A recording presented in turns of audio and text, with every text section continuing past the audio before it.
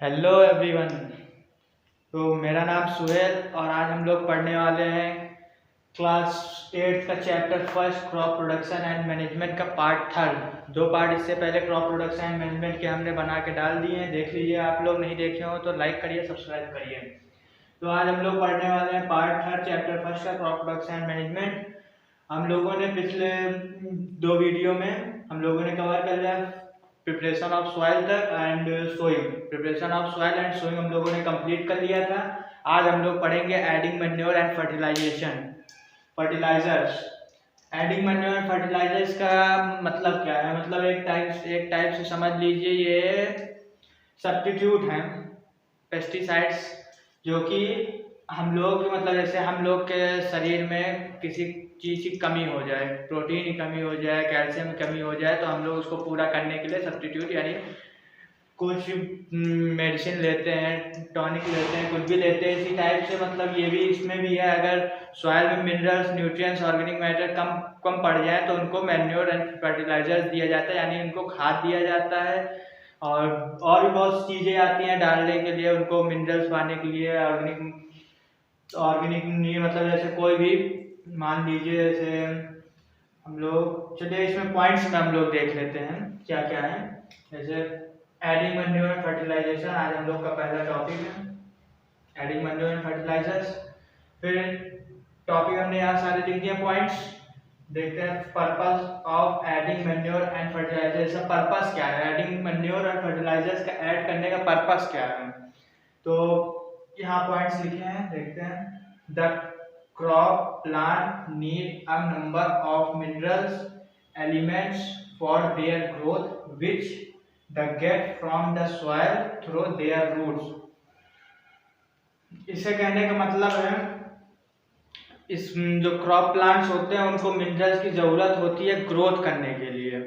Soil से root में लेते हैं, मतलब ग्रोथ करने के लिए उन्हें मिनरल्स की जरूरत होती है जो कि वो सॉइल से लेते हैं।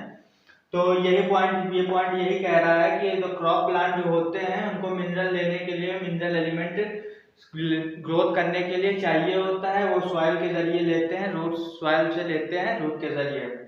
फिर दूसरा पॉइंट क्या कह रहा है? Repeated growing of crop in the same field removes a lot of precious minerals, element, organic matter and their material from the soil. मतलब इसके कहने का मतलब है अगर हम लोग बार बार खेती करते हैं तो सॉइल में मिनरल्स और एलिमेंट, ऑर्गेनिक मैटर, मिनरल्स उसकी कमी हो जाती है। पहली बार खेती की, बढ़िया थे उसमें सब मिनरल्स, तो कोई दिक्कत नहीं, बढ़िया खेती हुई। दोबारा किसी तरह कर लिया, कुछ सही हुई, मतलब उतनी सही नहीं हुई, सही हुई। दोबारा हम लोग खेती करने गए तो उसमें सही से हुआ ही नहीं, तो उसके लिए क्या किया जाए? उसके लिए मैन्योर और फर्टिलाइजर्स डाला जाता है। तो वही ये कह रहा है रिपीटेड ऑफ ग्रोइंग क्रॉप्स, मतलब अगर बार बार हम लोग रिपीट कर रहे हैं ग्रोइंग क्रॉप्स को एक ही सेम फील्ड में, एक ही फील्ड में हम लोग बार बार क्रॉप्स लगा रहे हैं, बार बार खेती कर रहे हैं, तो उसमें कमी हो जाती है मिनरल्स की और एलिमेंट्स की, ऑर्गेनिक मैटर्स की and other material from the soil. जो और बहुत से जो मटेरियल्स होते हैं सॉइल में पाए जाते हैं उन सब की कमी हो जाती है। ठीक है, अब देखते हैं next point. As a result soil become infertile and the crop yield decrease. तो इससे कहने का मतलब है इसके जो रिजल्ट सॉइल की होती है वो इनफर्टाइल है, मतलब उपजाऊ नहीं रहती है और सही से हम लोगों को जो हम लोग बोते हैं, खेती करते हैं, वो सही से हम लोगों को नहीं मिलता है।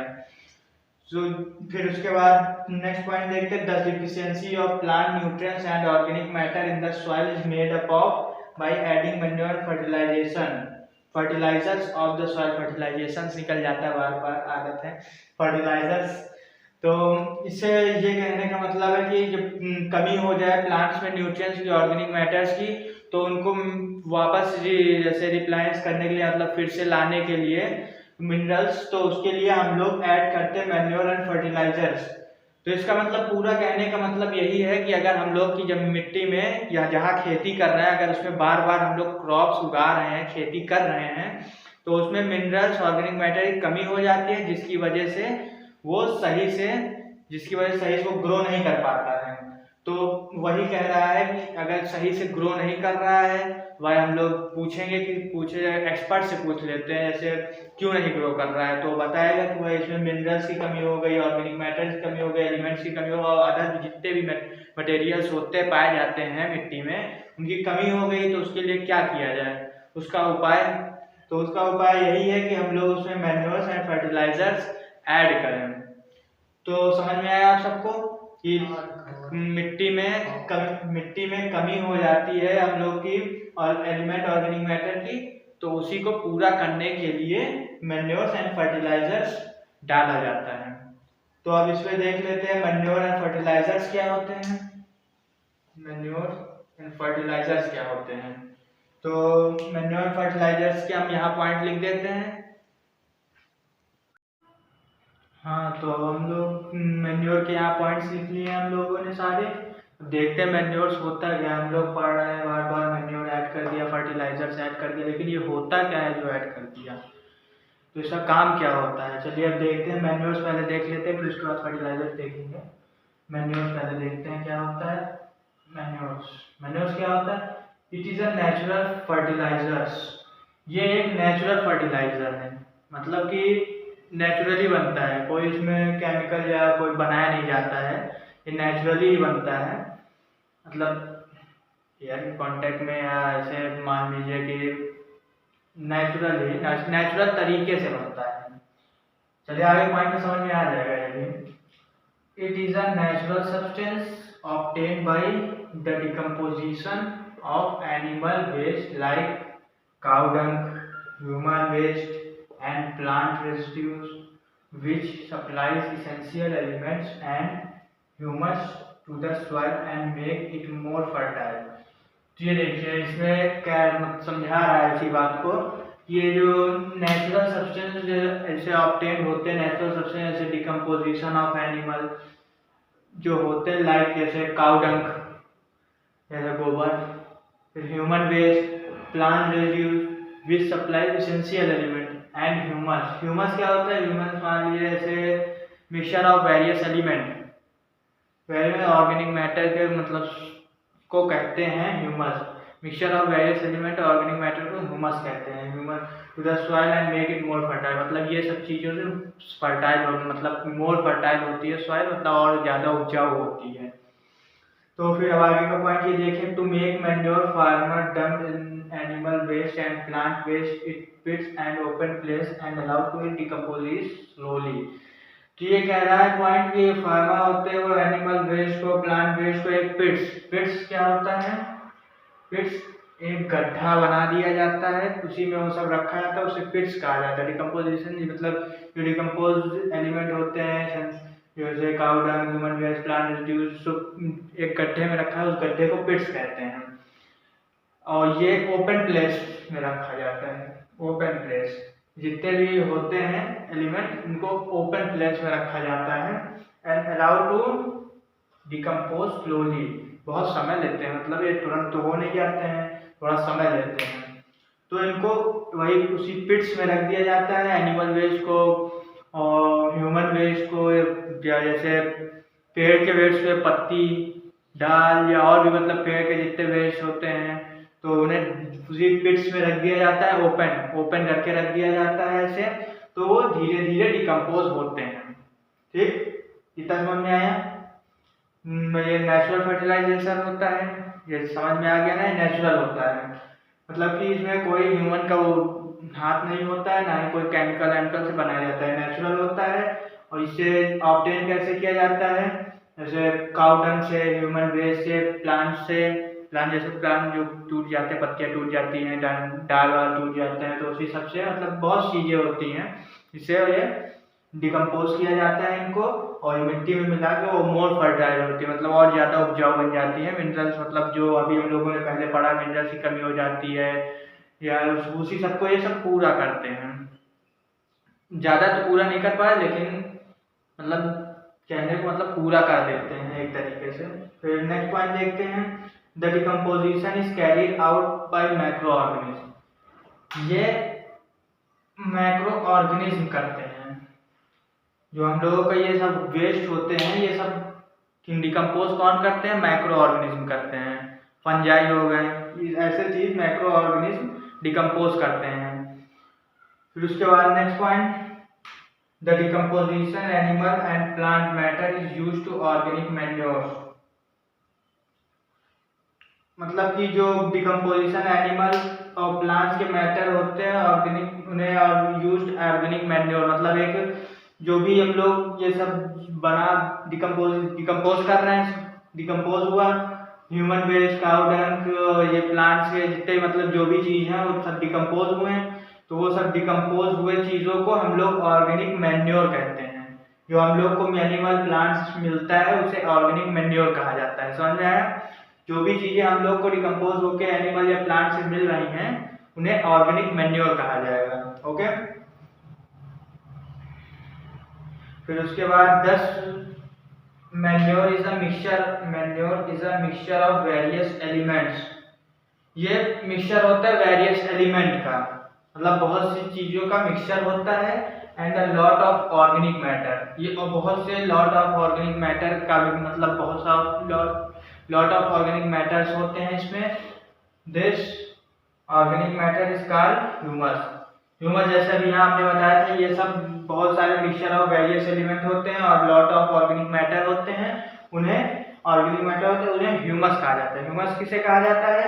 जिसे lot of mixture of various element and lot of organic matter, उन्हें ह्यूमस कहा जाता है। समझ में आया? Various element, mixture of various element and a lot of organic matter, उन्हें ह्यूमस कहा जाएगा। ओके, फिर उसके बाद नेक्स्ट पॉइंट क्या है? तो manures are not very rich in plant nutrients like nitrogen, phosphorus and potassium. जैसे यहाँ पे मान ले जैसे manures are very not rich in plant, जैसे मैन्योर में मतलब ये बहुत रिच नहीं होते हैं, नाइट्रोजन, फास्फोरस एंड पोटेशियम ये बहुत रिच नहीं होते हैं, लेकिन ये मैक्रो ऑर्गेनिज्म होते हैं। माइक्रो मैक्रो मैक्रो ऑर्गेनिज्म वो होते हैं जो ज़्यादा नीड चाहिए, ज़्यादा अमाउंट में प्लांट्स को चाहिए, माइक्रो वो जो कम अमाउंट में प्लांट्स को चाहिए।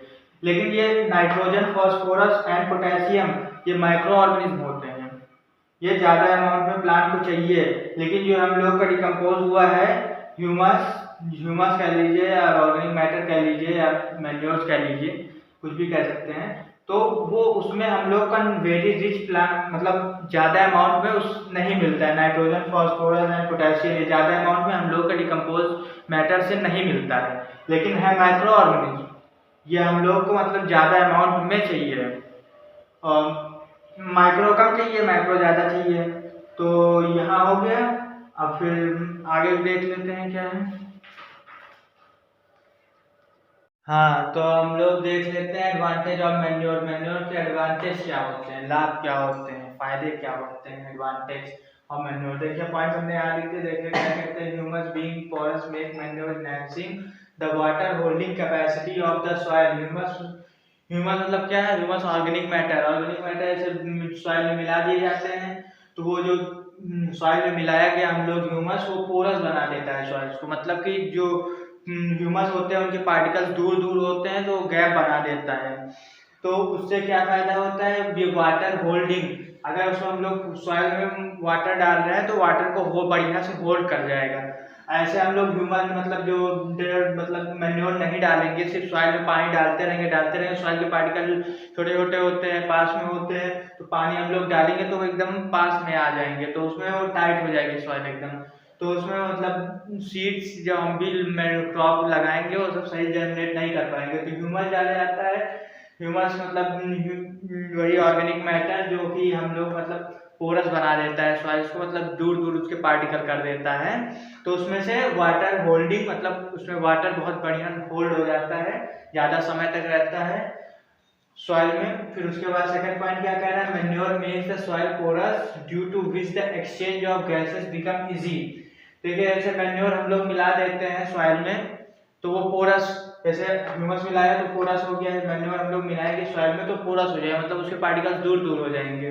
जैसे होल्ड पार्टिकल दूर हुए तो वाटर को होल्ड कर लिया उसने, सब सॉइल में वाटर को होल्ड किया उसने, उसी तरीके से सॉइल पोरस हो जाएगा, मतलब ज़्यादा दूर पार्टिकल्स हो जाएंगे तो उसमें exchange of gases become easy, मतलब जो उसके एक्सचेंज गैसेस भी वहां तक बढ़िया से पहुंच पाएंगे। हम लोग भाई पार्टिकल दूर है, बीच में गैस बढ़िया आ जाएंगे। जैसे देखिए अगर पार्टिकल पास पास में है तो यहाँ गैस उतनी नहीं आ पाएगी, अगर पार्टिकल दूर दूर है तो यहाँ गैस बढ़िया आ जाएगी। यहाँ वाटर भी उतने बढ़िया से नहीं आ पाएगा, यहाँ वाटर भी बढ़िया से आप होल्ड हो जाएगा।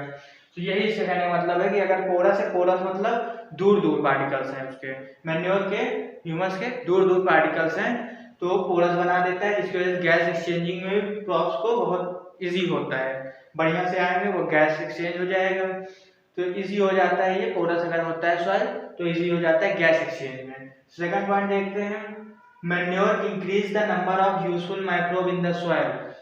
मैन्योर में इंक्रीज होता है यूजफुल माइक्रोब्स। यूजफुल माइक्रोब्स मतलब कि माइक्रो ऑर्गेनिज्म हम लोग के यूजफुल होते हैं मैन्योर्स में, क्योंकि वो सिंपल पार्टिकल में डिवाइड कर देते हैं। जैसे हार्ड सब्सटेंस है, जैसे मान लीजिए एग्जांपल देते हैं, जैसे कोई बड़ा सा चीज है, उसको छोटे छोटे छोटे छोटे पार्ट में डिवाइड कर दिया गया, उसी टाइप का ये करते हैं माइक्रोब्स, काम करते हैं कि जो हम लोग के ह्यूमस होते हैं उनको छोटे छोटे पार्ट्स में मतलब सिंपल सब्सटेंस में डिवाइड करने का काम करते हैं माइक्रोब, इसीलिए मैन्योर में बहुत ज्यादा यूजफुल होते हैं माइक्रोब्स। ठीक, अब नेक्स्ट पॉइंट देखते हैं, manure improve the texture of soil, मतलब टेक्सचर इंप्रूव करते हैं मैन्योर सॉइल की, क्या सॉइल की टेक्सचर इंप्रूव करते हैं मैन्योर। तो हम लोगों को एडवांटेज में क्या पता है, यही पता चला कि मतलब होल्डिंग कैपेसिटी बढ़िया होती है, फिर वो पोरस अगर हो जाता है तो पोरस हो जाता है तो गैस एक्सचेंज बहुत बढ़िया से हो जाता है, फिर उसके बाद माइक्रोब्स बहुत यूजफुल होते हैं मैन्योर्स में, सॉइल में, और ये सिंपल सब्सटेंस में मतलब डिवाइड कर देते हैं, तो इसीलिए माइक्रोब बहुत यूजफुल है। और तीसरा टेक्सचर इंप्रूव करता है, improve the texture of soil. ठीक, अब हम लोग पढ़ते हैं, अब चलते हैं आगे वाले, हम लोग का मैन्योर खत्म हो गया, चलिए फर्टिलाइजर देखते हैं क्या होते हैं। हाँ, तो हम लोग देख लेते हैं केमिकल फर्टिलाइजर्स। केमिकल फर्टिलाइजर्स क्या होता है, मैन्योर हम लोगों ने देख लिया, मैन्योर क्या था, मैन्योर वो हम लोग जो ऑर्गेनिक चीज़ों से बना मिलता है हम लोग को, मतलब जो हम लोग खुद बना, जैसे काउ डंग से बनता है, एनिमल वेस्ट से बनता है, और ह्यूमन वेस्ट से, प्लांट से, सब जो ऑर्गेनिक होते हैं वो सब मैन्योर होते हैं।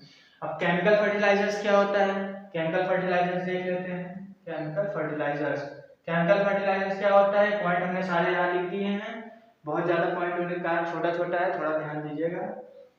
तो देखते हैं पहला पॉइंट क्या कहता है, there are certain drawbacks of using manure like bulky and voluminous in nature, inconvenient to store and transport and is not nutrient specific।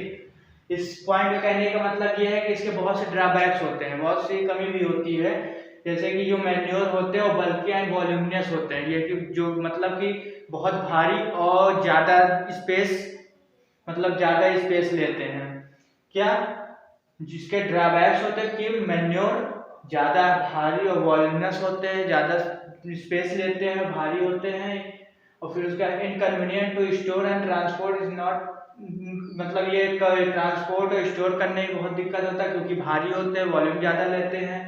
और फिर उसके बाद it is not nutrient specific, ये न्यूट्रिएंट स्पेसिफिक नहीं होते। न्यूट्रिएंट स्पेसिफिक मतलब क्या होता है, जैसे कि किसी चीज, किसी भी, जैसे किसी सॉइल में पोटेशियम की कमी है, पोटेशियम की कमी है, तो पोटेशियम की कमी को सिर्फ नहीं पूरा करता है, ये पूरा मतलब जितने भी उसके पास न्यूट्रिएंट होते हैं वो सब देता है। जैसे सिर्फ पोटेशियम की कमी है, सिर्फ पोटेशियम नहीं पूरा करेगा, पोटेशियम के साथ फास्फोरस, नाइट्रोजन, मतलब फास्फोरस नाइट्रोजन वो भी देगा।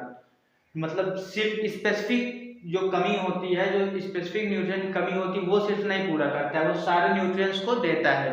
मैन्योर में ये भी एक ड्रॉबैक है।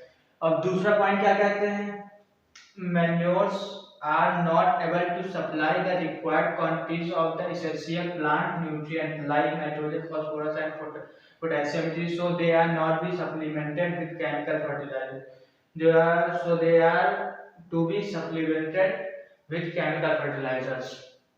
जैसे कि मैन्योर जैसे रिक्वायर्ड क्वांटिटी में प्लांट को मतलब ये न्यूट्रिएंट्स नहीं देते, जैसे नाइट्रोजन, फास्फोरस, पोटेशियम, ये मैन्योर्स हम लोग के नहीं दे पाते ज़्यादा। माइक्रो न्यूट्रिएंट्स होते हैं, माइक्रो न्यूट्रिएंट्स भाई ज़्यादा चाहिए प्लांट्स को, माइक्रो कम चाहिए, तो ये मैक्रो न्यूट्रिएंट्स होते हैं क्योंकि प्लांट को ज़्यादा अमाउंट में चाहिए होते हैं, तो ये वो पूरा नहीं कर पाते हैं। So they are supplemented with chemical fertilizers, तो ये केमिकल फर्टिलाइजर्स के जरिए पूरे किए जाते हैं। मैन्योर्स में ये ज़्यादा क्वांटिटी में नहीं होते, मैक्रो न्यूट्रिएंट्स होते हैं, नाइट्रोजन, फास्फोरस, पोटेशियम, तो ये ज़्यादा अमाउंट में नहीं होते हैं, तो उनको केमिकल फर्टिलाइजर्स के जरिए पूरा किया जाता है। फिर नेक्स्ट पॉइंट देखते हैं क्या कहता है, a chemical fertilizers is a salt और an organic compound containing the necessary plant nutrients, potassium, phosphorus, potassium, nitrogen to make the soil more fertile.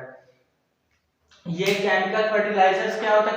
Chemical fertilisers एक सॉल्ट होता है या कह सकते हैं ऑर्गेनिक कंपाउंड होता है, ठीक है। ये केमिकल फर्टिलाइजर एक सॉल्ट होता है या तो ऑर्गेनिक कंपाउंड होता है containing the necessary plant nutrients. ये प्लांट न्यूट्रिएंट्स मतलब नेसेसरी पूरा करता है, जैसे potassium phosphorus nitrogen to soil more fertilize, मतलब ज्यादा उपजाऊ होने के लिए जो मिट्टी को ये केमिकल फर्टिलाइजर्स या सॉल्ट या ऑर्गेनिक कंपाउंड जिसमें प्लांट को न्यूट्रिएंट दिया जाता है, पोटेशियम फास्फोरस नाइट्रोजन और ज्यादा उपजाऊ होने के लिए मिट्टी को। समझ में आया पॉइंट जैसे सॉल्ट होता है, केमिकल फर्टिलाइजर्स एक तरीके से सॉल्ट होता है या कह सकते हैं ऑर्गेनिक कंपाउंड होता है, ठीक। ऑर्गेनिक कंपाउंड होता है या तो सॉल्ट होता है जो containing the necessary plant nutrients, जो कि ये प्लांट न्यूट्रिएंट्स को मतलब कंटेन करता है, मतलब लेता है प्लांट न्यूट्रिएंट्स जो कमी है मिट्टी में, जो कमी जैसे माइक्रोन्यूट्रिएंट उससे मैन्योर में ज्यादा नहीं होते माइक्रोन्यूट्रिएंट्स, तो ये केमिकल फर्टिलाइजर्स के जरिए यानी सार या ऑर्गेनिक कंपाउंड के जरिए दिया जाता है सॉइल को मोर फर्टाइल ज्यादा और ज्यादा उपजाऊ बनाने के लिए, जैसे फास्फोरस पोटेशियम नाइट्रोजन। अब देखिए नेक्स्ट पॉइंट क्या है, एग्जांपल देखिए जैसे यूरिया हो गया, अमोनियम सल्फेट हो गया और सुपर फॉस्फेट हो गया, पोटाश एंड एनपीके मतलब नाइट्रोजन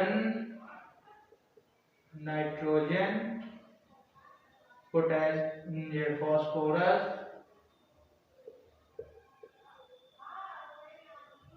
पोटेशियम, एनपीके का मतलब नाइट्रोजन पोटेशियम फॉस्फोरस पोटेशियम, ठीक। एग्जांपल है urea ammonium sulphate super phosphate potassium nitrogen phosphorus potassium, ये एग्जांपल है इसके। These are न्यूट्रिएंट स्पेसिफिक, ये न्यूट्रिएंट स्पेसिफिक होते हैं, मतलब जिस चीज की कमी है उस चीज की कमी को पूरी करते हैं। जैसे पोटेशियम की कमी है तो वो पोटेशियम की ही कमी को पूरा करेगा और बाकी चीजें नहीं डालेगा। तो केमिकल फर्टिलाइजर्स का ये फायदा है। मैन्योर का ड्रॉबैक्स क्या था कि वो सारे न्यूट्रिएंट्स देता है। अगर पोटेशियम की कमी है तो पोटेशियम की कमी सिर्फ नहीं पूरा करेगा, वो नाइट्रोजन और फास्फोरस भी साथ में देगा। केमिकल फर्टिलाइजर्स क्या है? केमिकल फर्टिलाइजर्स मतलब ये स्पेसिफिक होते हैं, मतलब जिससे पोटेशियम की कमी है सिर्फ पोटेशियम पूरी करेगा, ना कि नाइट्रोजन और फास्फोरस देगा। फास्फोरस की कमी है तो सिर्फ फास्फोरस देगा, ना कि नाइट्रोजन और पोटेशियम देगा, ठीक है। नाइट्रोजन की कमी है तो सिर्फ नाइट्रोजन देगा, ना कि फास्फोरस और पोटेशियम देगा, ठीक। ओके, समझ में आ गया? इसका स्पेसिफिक होते हैं, दीज आर न्यूट्रिएंट स्पेसिफिक, ये स्पेसिफिक होते हैं, जिस चीज की कमी है उस चीज की कमी को पूरा करते हैं लोग। फिर क्या next point, these fertilizers have plant nutrients in a concentrated form so they provide quick replenish of plant nutrients in the soil and restore fertility। इसे कहने का मतलब ये जो केमिकल फर्टिलाइजर्स होते हैं वो कॉन्सेंट्रेटेड फॉर्म में होते हैं, इसी वजह से ये जल्दी क्विक रिप्लेनिशमेंट ऑफ प्लांट को देते हैं, मतलब जल्दी से इसमें डालो। जैसे हम लोग केमिकल फर्टिलाइजर्स डाल रहे हैं तो ये जल्दी ही उसमें फैल जाएगा, जल्दी ही रिप्लेनिश हो जाएगा, मतलब कि ज्यादा समय मैन्योर की तरह ज्यादा समय नहीं लेता है। पोटेशियम की कमी है, हम लोगों ने डाला तुरंत पोटेशियम उसमें आ गया, ठीक है। तो ये केमिकल फर्टिलाइजर समझे। केमिकल फर्टिलाइजर्स का पहले यहाँ ड्रॉबैक दे दिए मैन्योर के क्या है, बल्कि होते हैं, वॉल्यूमिनस होते हैं, मतलब कि भारी होते हैं, जगह ज्यादा लेते हैं, स्पेस ज्यादा लेते हैं, स्टोर ट्रांसपोर्ट करने में सब मतलब सही नहीं होते हैं, जब तक ज्यादा भारी होते हैं ज्यादा स्पेस लेते हैं, ट्रांसपोर्ट के स्टोर करने में भी दिक्कत होती है। और नॉट न्यूट्रिएंट स्पेसिफिक होते हैं, नॉट न्यूट्रिएंट स्पेसिफिक होते हैं क्योंकि मतलब ये सिर्फ पोटेशियम ना देंगे, ना फास्फोरस देंगे, ना नाइट्रोजन देंगे, सारे न्यूट्रिएंट देंगे। जिसकी कमी नहीं भी होगी वो भी देंगे, जिसकी कमी होगी वो भी देंगे, ठीक। फिर उसके बाद केमिकल फर्टिलाइजर्स क्या था, केमिकल फर्टिलाइजर्स में जैसे ये स्पेसिफिक होते हैं, स्पेसिफिक मतलब जैसे पोटेशियम की कमी है सिर्फ पोटेशियम देंगे और बाकी नहीं देंगे। ये क्या होते हैं, ये कॉन्सेंट्रेटेड फॉर्म में होते हैं, जिसकी वजह से जैसे डालोगे ज्यादा समय नहीं लेंगे, तुरंत पोटेशियम कमी पूरी करेंगे। अब इसके आगे पॉइंट्स हम लोग लिख लेते हैं। हाँ, तो हम लोगों ने केमिकल फर्टिलाइजर्स के बाद बाकी पॉइंट्स लिख लिए। देखिए पॉइंट्स क्या हैं।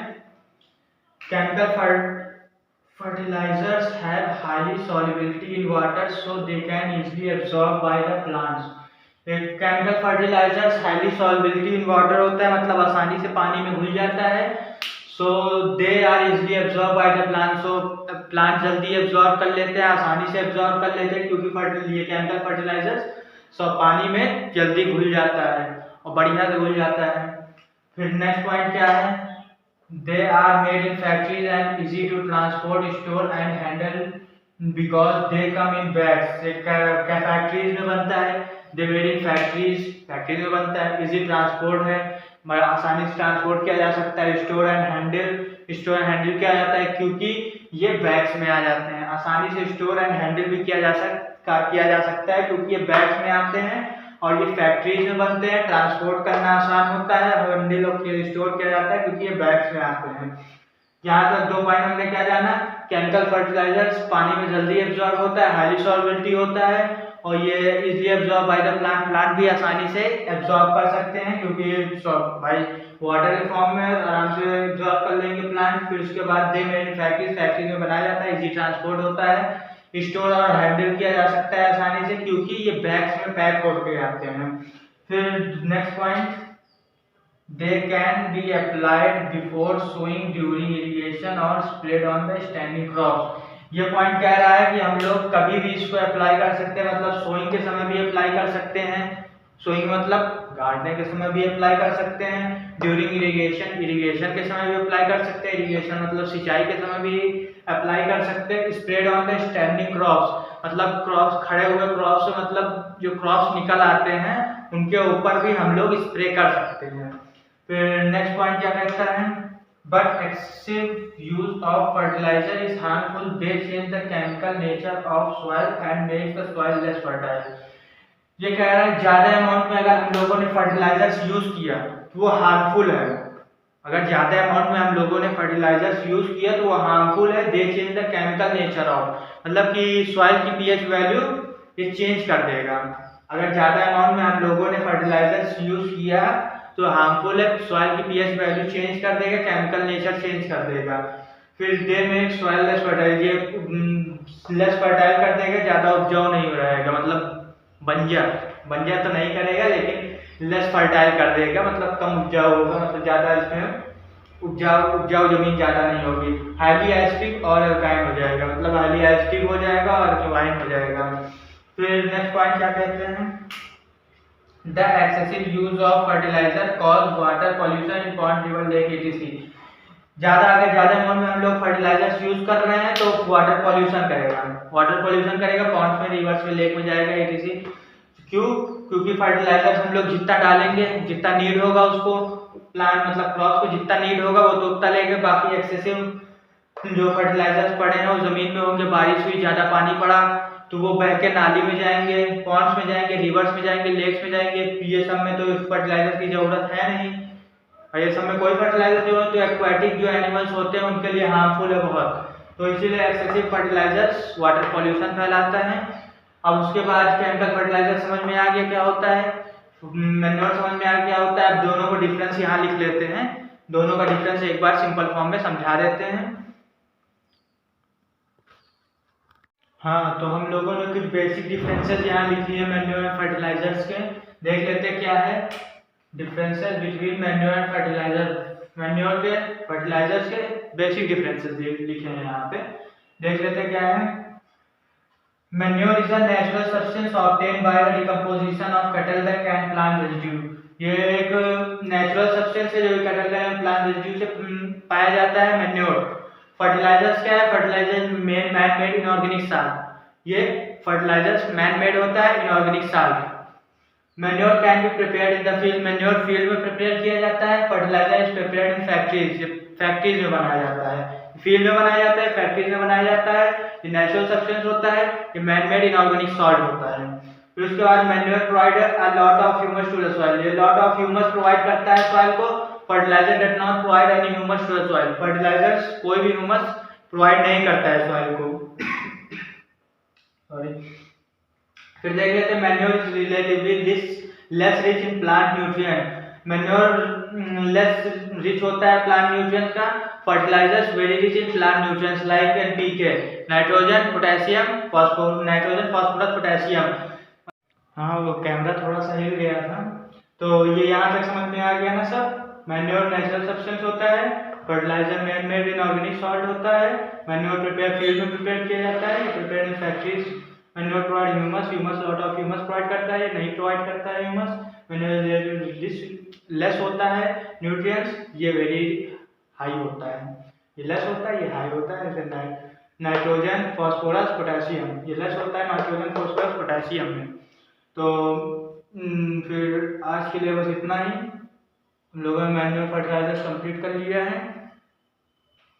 अभी इसके बाद कुछ बचा तो नहीं है, सब बाकी मैन्योर नेचुरल सब्सटेंस हो गया, इनऑर्गेनिक सॉल्ट हो गया, और ये फील्ड में प्रिपेयर फैक्ट्रीज में ह्यूमस और rich plant less nutrient and rich plant nutrients and PK nitrogen, phosphorus, potassium. इसमें कुछ छूटा नहीं, कुछ नहीं छूटा है। चलिए ठीक है, फिर अब हम लोग मिलते हैं अगली वीडियो में। तो अब अगली वीडियो में हम लोग बाकी के टॉपिक्स पढ़ेंगे जितने बचे हैं। तो आज के लिए बस इतना ही। Thank you and have a nice day. Subscribe